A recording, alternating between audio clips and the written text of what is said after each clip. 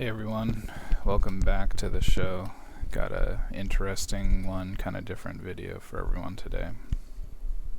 We're going to talk about the nature of identity and how the nature of identity may or may not be used by institutions all over the world, including corporations, as well as the culture of identity and how growing up inside a cultural identity can affect our choices and our value systems and our desires and our overall outlook in life. So I made this compilation today. We're going to be studying this all together, so thanks for sticking around. So in this compilation, there are a people, an indigenous people who live in the northern hemisphere. They're called the Sami. There are several different types, but the Sami is just one of them. They live in several countries, quote unquote, and they're native to these countries as we know the word today. And in this case, we're talking about Sweden because on the TV, a lot of the times you see this kind of idea, and it's incorrect how so-called Caucasian people don't have cultural identities similar to like a Native American or African or various cultural identities. And that's mostly because people are not aware of the indigenous aspects of the Caucasian people, and we can do this type of idea or video about the Aboriginals of Australia, New Zealand, the Native Americans in the United States, Native Americans in the South American continents. And so we're just using Sweden today because of the conflation between ethnicity and identity that we often hear about the Caucasians from the TV. So on the left here, we have Swedish girls living in Sweden. And on the right, we have Sami girls living in Sweden. And so what's the real difference between them, right? They look the same, but their clothes are different. One of them are holding flags representing their nationality, and the other are wearing clothes representing their ethnicity, right? There's a really subtle difference between the two here. And that's why I made this compilation for everyone today. So let's look at the difference between Swedish people, quote unquote, people who live in the region of Sweden, not necessarily identifying as Swedish, but as Sami, and yet they live together, right? This is the Sami tribe. They're a reindeer herding, nomadic, semi-nomadic people. They've won several legal battles and lost several legal battles against the Swedish government. And the Swedish government and the people of Sweden have really good marketing and PR, and we never really hear about this kind of cultural war or genocide of the Sami that's taking place and has been taking place for many decades. So we're just looking at the Sami here. There's a lot of racism regarding the Sami from the Swedish people, even though, as we can see, they look exactly the same. Indeed, they are exactly the same. So what's the difference? One of the people is raised in this new mindset of this industrial mindset where they identify with their nationality and they take pride in this nationality. And whereas another group of people, they grow up in the culture of their indigenous identity, and one inevitably loses out on the other, right? Nobody knows about the Sami for a good reason. Everybody knows that Sweden is awesome, right? They have really good different types of social programs and all the things that we hear on TV. And yet there's this greater paradigm shift taking place away from the indigenous cultures and towards the industrial cultures. And as that takes place, you have a shift between preserving the environment and exploiting the environment. And so that's why today we're talking about the conduct of culture and the effects of cultural values. For instance, in China, there are a lot of indigenous peoples like the Mian and the Hmong, several different types that you never hear about. You just hear about the Cantonese or the Mandarin. And this is a type of soft power situation where the Chinese government, or whatever government you want to choose, they give these people free books and education, and they give these people access to all of these industrial mindsets. And what ends up happening is that these indigenous cultural villages, they end up drying up because the people inevitably having access to this industrial mindset, they end up leaving their villages and being absorbed into the industrialist cities. So this is a really complex issue here that nobody has access to, because we don't really see any difference. We're so used to this idea of nationality, so much so that we kind of forget that all people of Earth are indigenous.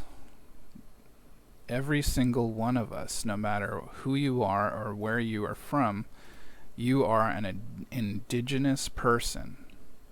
And what happens is the shift between who you were and who you are is a trajectory of inculcation, acculturation or indoctrination, right? We go to these industrialist schools, and in these schools they tell us and teach us a certain mindset.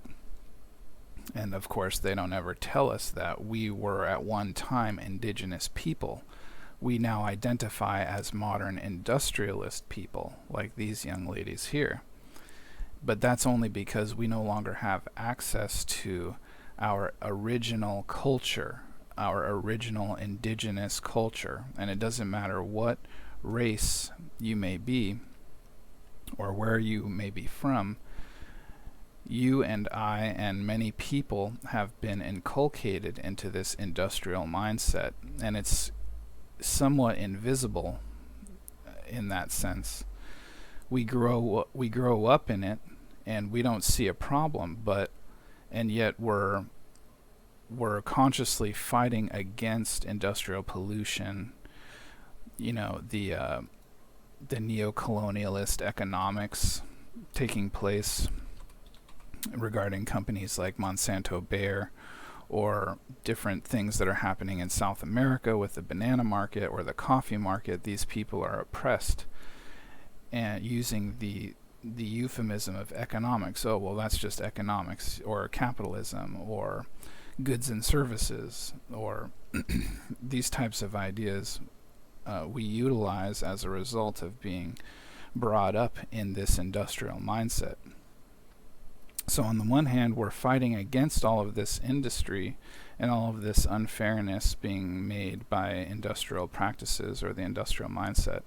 And on the other hand, we subconsciously identify as industrial modern people, but only because we have forgotten about our indigenous heritage, or our indigenous identity has been cleverly hidden. So we're fighting against the negative effects, the deleterious environmental effects, social consequences of the industrial mindset, and yet we ourselves do not necessarily identify as indigenous. We are victims ourselves of this type of inculcation, the very same mindset that we're fighting against. Global pollution, we're trying to stop global pollution, global plastics, unfair global economic trade, the things that are happening in China, in the iPhone factories, or the South American coffee bean farmers or vanilla farmers that were destroyed by Western industrialists.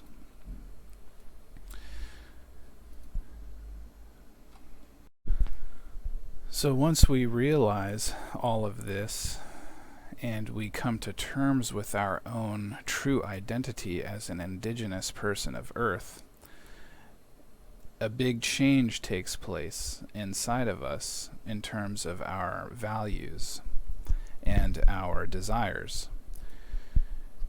Or the indigenous people, they all live in the same way. They preserve Earth. They want to preserve Earth. They use natural things, natural fibers. They utilize animal husbandry and classical hunting and tracking techniques. And all of the humans who are acculturated into the industrial mindset, they're very similar. We use leather products. A lot of us like hunting. Almost all of us want to preserve the environment. We're exactly the same, and yet our actions destroy the environment when we're in an industrial mindset, and when we're in an indigenous mindset, our actions and our lives and our value systems preserve the environment. As an animal, the human animal is existing within the food web ecology of Earth. Just like sharks or polar bears, apex predators like wolves or tigers or lions. This is the ecological niche of the indigenous human as seen around the world. And so once we are aware of all of this, we can take steps to identify aspects of ourselves or aspects of our families or of our heritage, things that we weren't maybe conscious of previously. Now that we are conscious of these identities, we can further explore them and explore, why do we really like to plant plants? Why do we like to cultivate beautiful flowers or interesting new varieties with hybridization and speciation? Why do humans like to make designs or paints on a cave wall or on a canvas? Why do humans do all of these things? Paying respects to the totem animals, or paying respects to all of the other life forms like plants and animals who comprise our literal bodies. They literally become us. Anything that we eat or utilize in that sense, like leather or linen, these things become us, just like a seal becomes a shark, or a seal becomes a polar bear when they're hunting and eating these different types of prey animals in the ecological food web.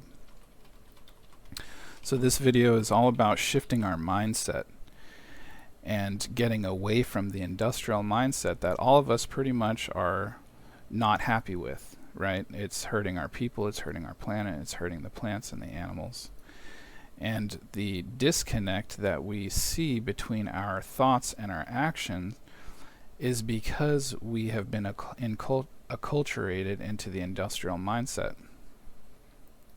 And so when we can identify ourselves as actually an indigenous human, we can then start to disengage from the industrial mindset and start to explore and utilize our true cultural identity as an indigenous person. We no longer need plastic, or we no longer want plastic, or any of these things that are destructive to the environment. We want to use natural fibers, natural materials like leather, and all natural things like wood that don't destroy the planet or take advantage of its people and prevent the ecologies of Earth from thriving.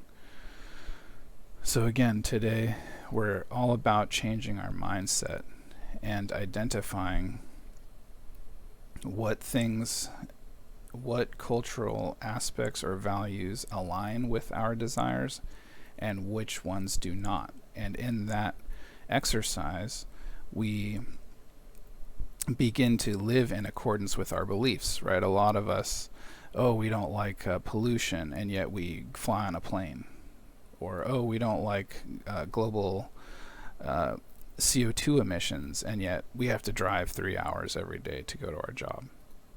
And some of those things, they're just kind of happenstance based on our lives and our situations, which is okay.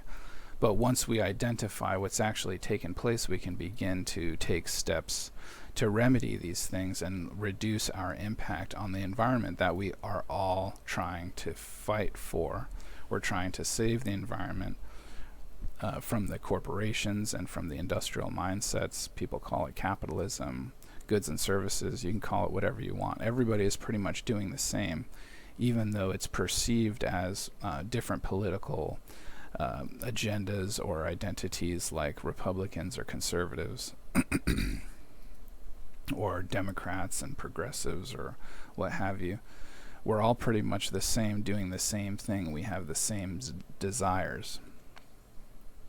And the reason why people don't live in accordance with their beliefs is because of this acculturation, this ethnocentrism, this way that we are taught